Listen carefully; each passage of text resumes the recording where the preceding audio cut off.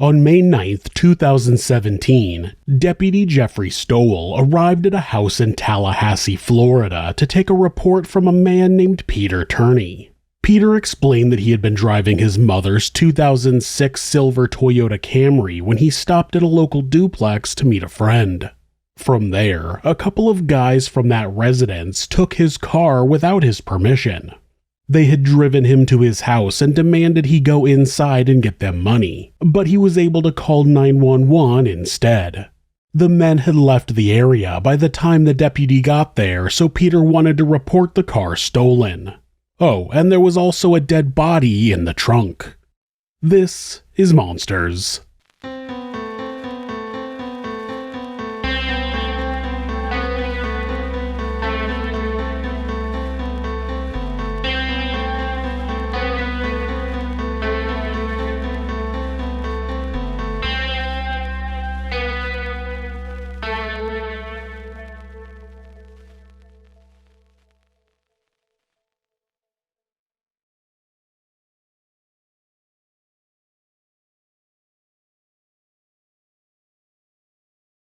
Paige was born on April 18, 1989, and was adopted by the Bartons at some point in her life.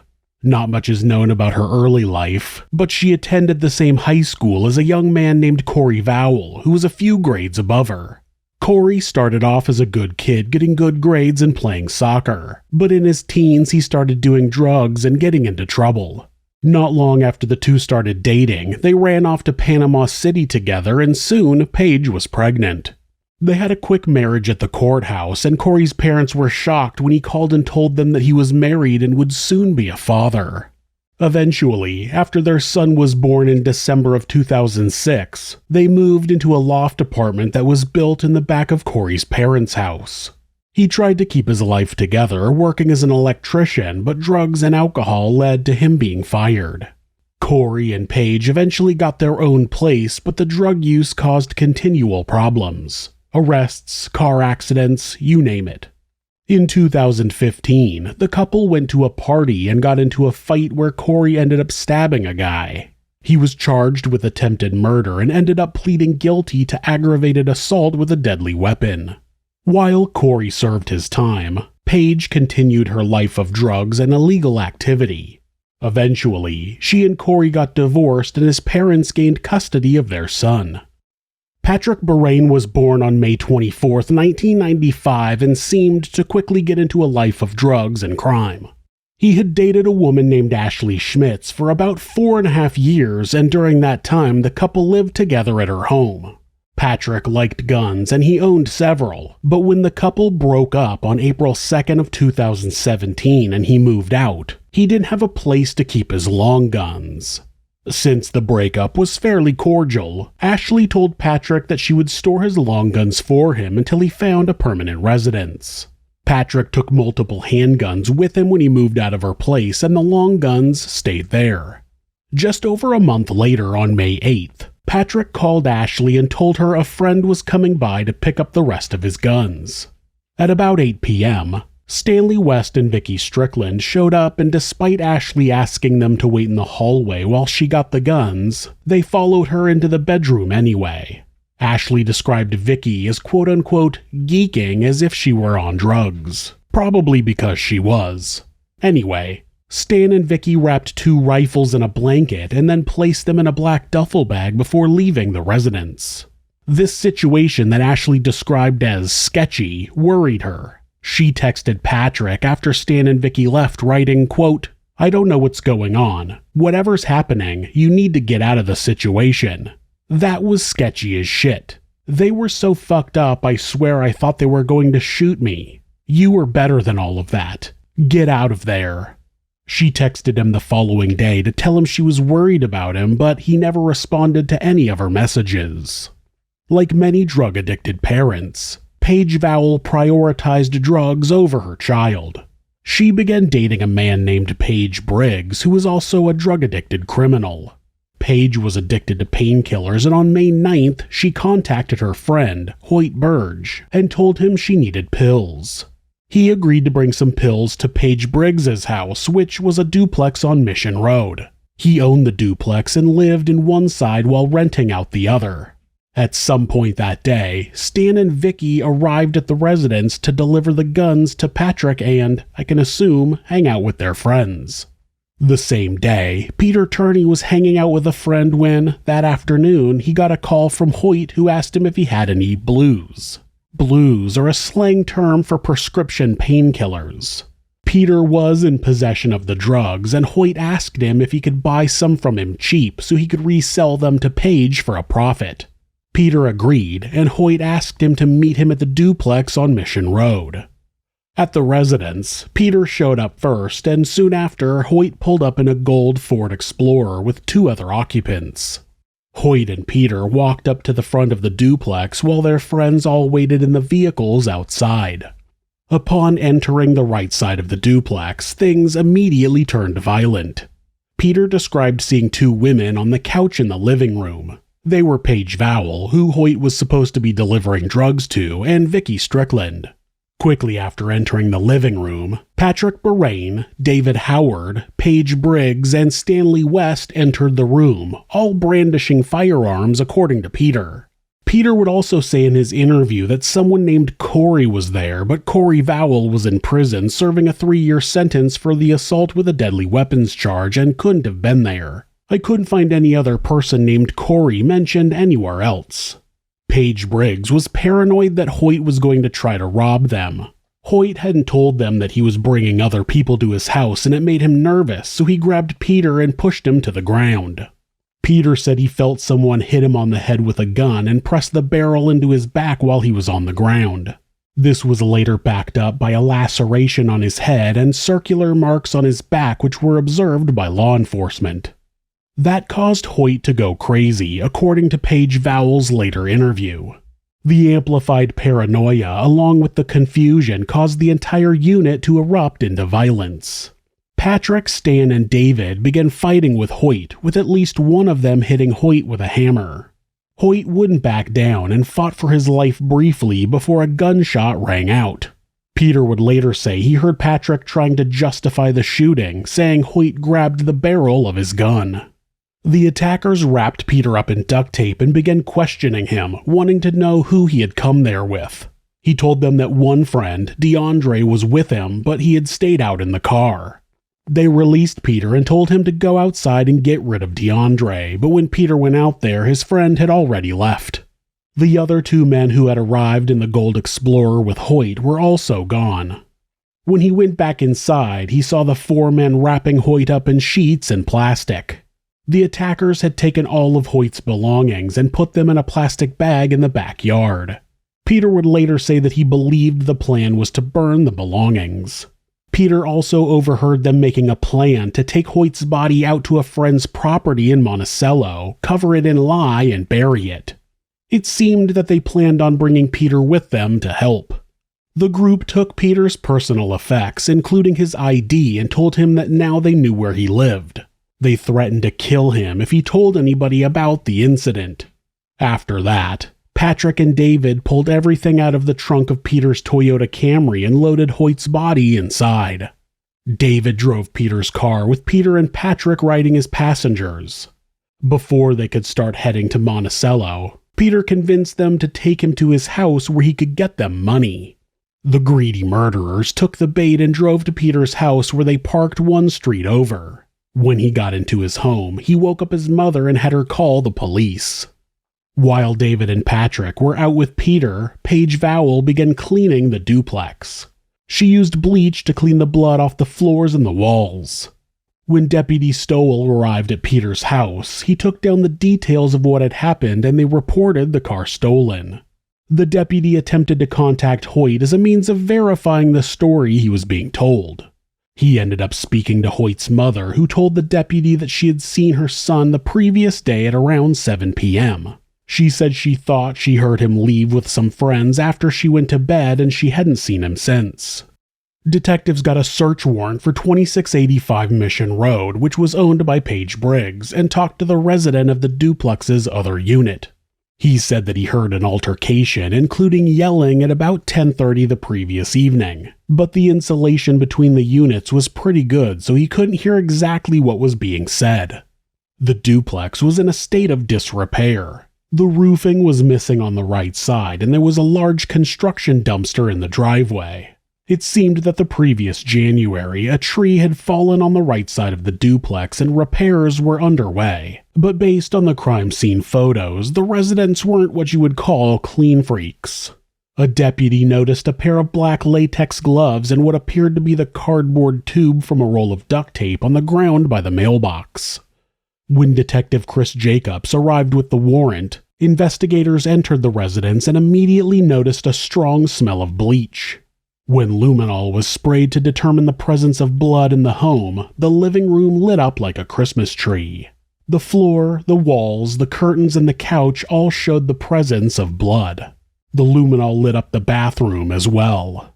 There were physical bloodstains in the bedroom as well as a gun that was found inside a backpack with ammunition. They also found a bulletproof vest in the kitchen that had been worn by Page Briggs during the attack. The backyard was filled with garbage, but amongst the rubbish, they found a number of car parts that would have been taken from the trunk of a car.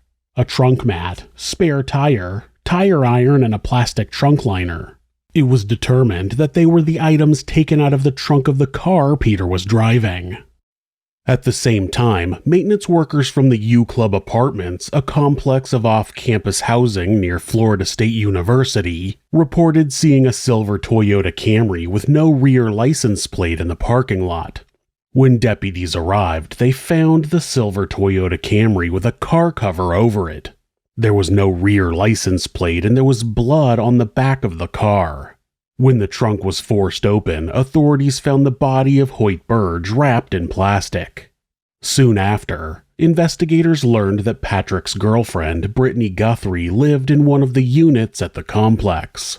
Brittany and Patrick were both present at the apartment when detectives arrived, and when the unit was searched, they found the packaging from the car cover as well as the license plate from the Camry and loose ammunition. When Brittany was interviewed, she told investigators that Patrick had told her earlier that day that someone was planning to rob them. It seemed as though the entire group was under the impression that Hoyt was planning to rob them, a fear that was probably compounded when Hoyt arrived with various other people in 2 different vehicles. Brittany said that she picked up Patrick later that day and took him to a Walmart where he purchased Tupperware containers and saw blades. She said he went to the garden center and asked for something, but she couldn't hear what it was. Stanley would later say in his interview that he thought Patrick was asking about muriatic acid. While they were shopping, Brittany saw blood on the back of Patrick's shirt. When they were done at Walmart, she gave him a ride back to Paige's house. Brittany was initially held as an accessory but was eventually released. On May 11th, Brittany informed investigators that she found a gun in her bathroom closet. When a detective arrived at her apartment to pick it up, he found it in the closet under some shoes on a shelf. She said it wasn't hers and she was sure it wasn't there prior to the murder. The medical examiner found a gunshot entry wound in Hoyt's right upper arm, which exited the back of his arm and entered the right side of his chest. The bullet exited his lower back. There were other injuries such as a cut on the left side of his head that had peeled some skin back, a blunt force injury to the back of his head, and a circular bruise on his back. The medical examiner determined that the cause of death was the gunshot wound. Multiple people involved in the murder were rounded up by authorities. Page Briggs and David Howard both refused to speak without a lawyer. When Stan was interviewed, he claimed that he had been there during the time of the attack but swore that he didn't hit Hoyt and that he didn't have a gun. Unfortunately for him, Vicky had told detectives during her interview that Stan did have a gun and that he did hit Hoyt. When the detective told Stan what his girlfriend had said, he admitted that someone had handed him a gun but he put it down and continued to deny that he hit Hoyt. He said that he only put his hands on him in order to try to get him on the ground. He said he knew that things would escalate if Hoyt continued fighting and was trying to get him on the ground for his own safety. After Hoyt was shot, Stan said that he got a towel and put it on his gunshot wound, and Vicky tried to do CPR, but Page Briggs threatened to kill her if she didn't get away from the body. Stan and Vicky wanted to leave, but Page wouldn't let them. Like Peter, it seemed that he wanted Stan to help dispose of the body. He told Stan to go clean out the trunk of his car so they could put Hoyt in it, but when Stan and Vicky went out to the car, they just took off. It seemed at that point, Page changed his plan to use Peter's car. Investigators were developing a clearer picture of what had happened at the duplex that day. It was clear that all four men, Patrick, Paige, Stan, and David, were expecting some sort of robbery attempt from Hoyt. It wasn't clear where they got that idea, and Peter told them that he didn't get any indication from Hoyt that that was the plan. The attackers had guns ready, and Paige had even donned a bulletproof vest, despite there being no evidence that Hoyt was ever armed. When the fight broke out, Patrick fired a single shot from a rifle that killed Hoyt. When Patrick was brought in for questioning, he immediately denied even being at the scene. But whatever happened last night, I wasn't around anything. You were, though. Unfortunately, I didn't know things like I didn't know anything else. So what do you know now? All I know is the car was stolen. Patrick told investigators that he had been with his girlfriend the whole day and that all he had heard was a car had been stolen. According to Patrick, he wasn't involved in the car theft. At this point, investigators know a lot of details, so Patrick's story isn't even close to being believable. He immediately begins adjusting the details. Okay. But how do you know that car was stolen? Because it was pretty obvious that it was stolen when there was tape outside. Tape outside of where? The tape, I looked out my window and there was yellow tape across that. Mm-hmm. And then it didn't make no sense. I put two and two together. Why do you really need a drop cloth, put over your car when it looks like that?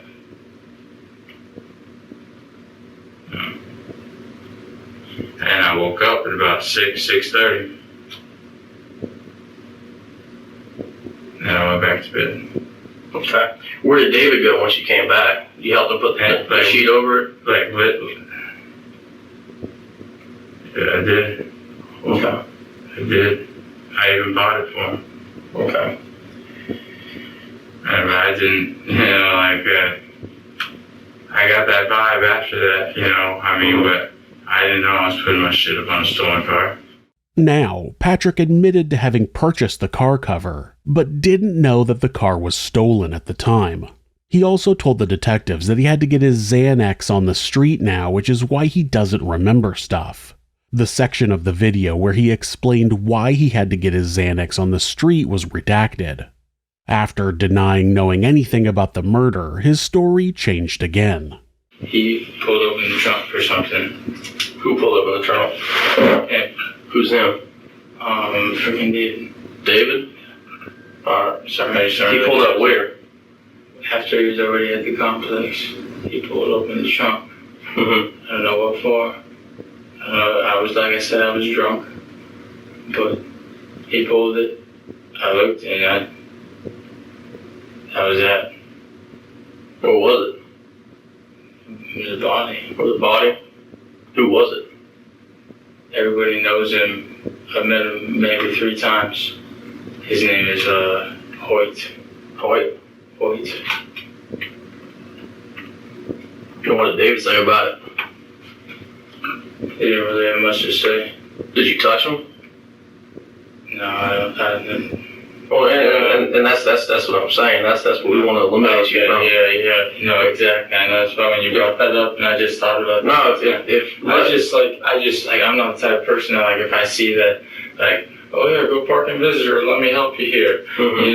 That's just not how I am. Even though I knew it was a very not a very good person. And that's what we want to do. If you didn't touch anything in the trunk, you didn't touch him, then, you're telling me your DNA is not going to be on him. Mm-hmm. That's why I'd like to get this. Absolutely. Okay, I just wanted you, all right. Yeah.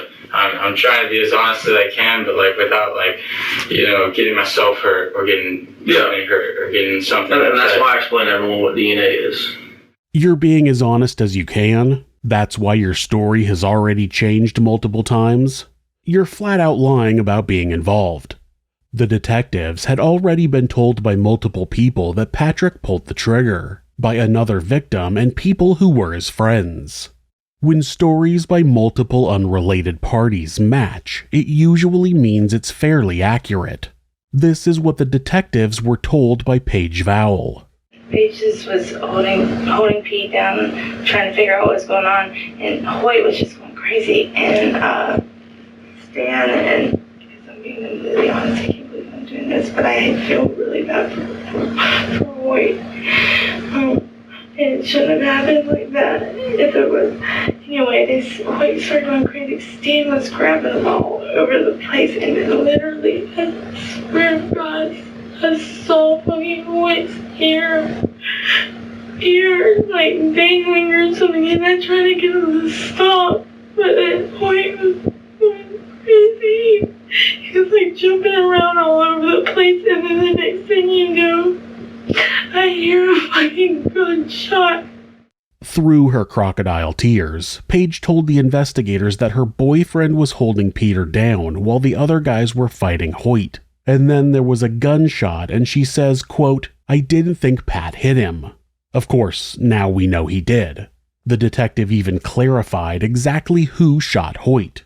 Who had the gun? Fucking Pat. Pat had a big ass gun. I don't know why he shot him. He had a big ass gun? He had a big gun. And he shot him. He shot him. Do you know where he shot him? Yes, because I went out there. I wanted to try and save his life. I told him we needed to call the cops. My phone doesn't work. It does not work. I was like, we need to call the cops. He's about to die. Like, he's about to die. And then he was dead. Patrick spent hours being interviewed, and his story never stopped changing. He finally admitted that he was at the duplex at the time of the shooting, but he claimed that he was in the kitchen. I didn't hear anything. I just heard shock, man. Before, you said that Hoyt was dead before he was shot, too. Absolutely. So how was he reaching for the gun if he was dead? This guy was, like, you couldn't even see his face. He just, it was like last little, like, power that he had. Like, his mouth is open. So if you saw that, how didn't you see the gun go off? If you saw him on the ground and you saw his last movement reach for the gun, how didn't you see it go off? I saw his face when I walked over to the kitchen. And I was explained what had happened. But you just told me the last amount of strength he had was to reach for that gun. Yes. So how do you know that? Because that happened. But if you weren't there, how do you know the gunshot didn't kill him? This is the living room. This is a little hallway. This is where he was. I'm in the kitchen with the girls.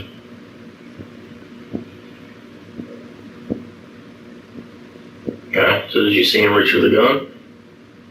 I was told that. So now you were told that. Why'd you tell me that? I saw some movement there, man. That's all, I know I saw some movement there. So you saw who was standing over him with the gun? No, it wasn't even really a thing. Why are you distancing yourself from that? Why do you keep going? Why are you trying to accuse me of that? So I want to know what happened. But I've told you everything that's happened. His story is all over the place. He's trying to make stuff up on the fly, and he's absolutely terrible at it. He claimed that Hoyt was dead before he got shot, but that he saw Hoyt reach for the gun as he got shot. Then he claimed that someone told him that Hoyt reached for the gun. He claimed that he didn't see anything, but said he saw Hoyt get shot. Nothing he says makes sense, and parts of his story contradict other parts of his own story. The detectives know what happened. Pat scared me the most. I thought Pat Like, I thought I had a really good judge of character. Like, I could tell who's a good person or not. I don't know. All of a sudden, something clicked with a lot of those people that I had never seen before in my life. Like, you can tell who someone really is whenever something like that happens, and you see that rage, like that for no reason. Of course, like, why are they getting mad at Hoyt whenever Hoyt's not doing anything wrong but fighting back, Patrick Berrane, David Howard, Page Briggs, and Paige Vowell were the first 4 to be officially charged with the murder of Hoyt Birge. The charges included first-degree murder, kidnapping, carjacking, possession of a firearm during a felony, and false imprisonment. Eventually, Stanley West was arrested and indicted on similar charges, while Vicky Strickland was charged with accessory after the fact. Paige Vowell was the first to go on trial, where the prosecutor laid out evidence that Paige lured Hoyt to the duplex under the guise of buying drugs in order for her boyfriend and his friends to attack him. She set in motion the events that led to his death. She was found guilty of first-degree murder and kidnapping. She was sentenced to life in prison. Patrick Berrane, Page Briggs, David Howard, and Stanley West were all found guilty of third-degree murder and 2 counts of false imprisonment. Patrick and David were also found guilty of theft, while Page was also found guilty of assault. Patrick was sentenced to 50 years, Page was sentenced to 45 years, and both David and Stan were sentenced to 30 years in prison. Vicky Strickland was found not guilty of accessory after the fact, as there was no proof that she knew anything about the plan to attack Hoyt and didn't assist in cleanup or disposal of the body. Brittany Guthrie was charged and pleaded guilty to being an accessory after the fact for lying to the investigators during her interview. Since she wasn't involved with the murder or cleanup of the crime, she was sentenced to 5 years of probation. These people took a life based on complete paranoia. Hoyt was said to be a friendly guy who was always willing to help out when others needed a hand. A group of drug-addicted paranoid monsters ended up attacking and killing him over nothing. If you're the victim of domestic abuse, please reach out to someone for help. Please talk to your local shelter or call the National Domestic Abuse Hotline at 1-800-799-SAFE. That's 1-800-799-7233. Or you can go to thehotline.org to chat with someone online. This website is set up so that, at any time, hitting the escape key twice will take you to a Google search page. That way, if your abuser is nearby, you won't get caught seeking help. If you're having feelings of harming yourself or someone else, or even just need someone to talk to, please contact your local mental health facility. Call 911 or call the National Suicide Prevention Hotline by simply dialing 988 in the United States. They're available 24 hours a day, 7 days a week, and will talk to you about any mental health issue you may be facing. If you are a member of the LGBTQ+ community and suffering from discrimination, depression, or are in need of any support, please contact the LGBT National Hotline at 1-888-843-4564 or go to lgbthotline.org. Thanks so much for letting me tell you this story. If you enjoyed it, subscribe on whatever platform you're on, hit like, rate us, or leave us a comment. You can check out our other show, Somewhere Sinister, on YouTube or anywhere you listen to podcasts. If you'd like to support the show, check out our merchandise at thisismonsters.com. The link is in the description. Thanks again, and be safe.